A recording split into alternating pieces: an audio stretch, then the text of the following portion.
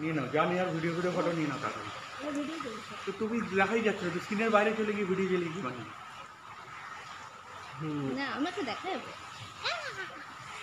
এসছি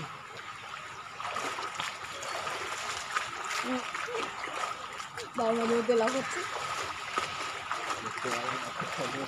মানে 1 মাসের ভেতরে 2 বার সুইমিং পুলে নামলে? মে মাসেই তো। মে মাসে তো এপ্রিল মাসে এক্সাম দিয়ে এলো না? হ্যাঁ এপ্রিলে দিলে না? আবার মেতে নামলো।